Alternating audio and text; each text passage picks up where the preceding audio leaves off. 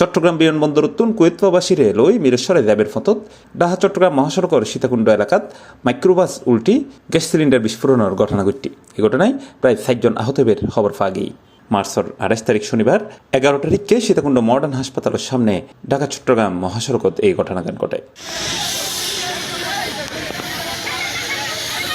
বাইপাসের একজন ব্যবসায়ী আজ সকাল 10:30 নাগাদ সীতাকুণ্ড মডার্ন হাসপাতালের সামনে পরিবারের 4 সদস্য সহ চট্টগ্রাম বিমানবন্দর থেকে মিরেশ্বরাইগামী একজন যাত্রী নিয়ে যাওয়ার পথে এখানে সামনে চারটা বাস হয়ে সীতাকুণ্ড মডার্ন হাসপাতালের সামনে গাড়িটা উল্টে যায়।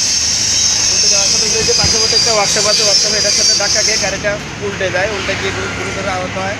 প্রত্যক্ষদর্শী সূত্রে জানা গিয়ে সীতাকুণ্ড উপজেলা এলাকা অতিক্রম করি বিসমত হঠাৎ গাড়ির চাক্কা বাস্ট হয়ে ডিভাইডারের ফোঁরে ধাক্কা লাগি গান উল্টি যায় আর উল্টি দেবের ফরফরই সিলিন্ডার বিস্ফোরণের ঘটনা ঘটে এবং গাড়ির তাহা ৬০ যাত্রী আহত হয়।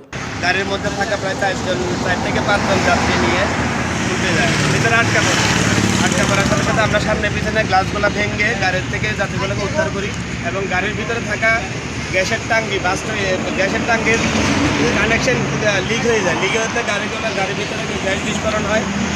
আমরা সাথে সাথে যাত্রীগুলোকে নিয়ে মডার্ন হাসপাতালে ভর্তি করি। মানে আর 2 থেকে 5 মিনিট যদি দেরি হইতো যাত্রীগুলো আসলে মৃত্যুর আশঙ্কা ছিল। আলহামদুলিল্লাহ এখন মোটামুটি গাড়িতে আবার তুলে দিচ্ছি। এই সময় বিকট শব্দে মাইক্রোবাস গানের গ্যাস সিলিন্ডার বিস্ফোরিত হইলে আশেপাশের এলাকাত আতঙ্ক ছড়াই পড়ে। এই সময় স্থানীয় আহত ৬০ যাত্রীরে উদ্ধার করে নিকটস্থ হাসপাতালত ভর্তি করায়। স্থানীয় লহর আর কিছুক্ষণ দেরি হইলে বড় অঘটন ঘটিত থাকত। তবে আল্লাহর রহমতে এই দুর্ঘটনায় বড় হন হতাহতর ঘটনা ন ঘটে।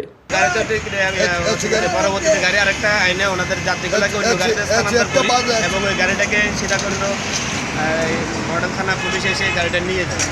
ঘটনার পরপরই পুলিশ ও ফায়ার সার্ভিস ঘটনাস্থল পরিদর্শন করে।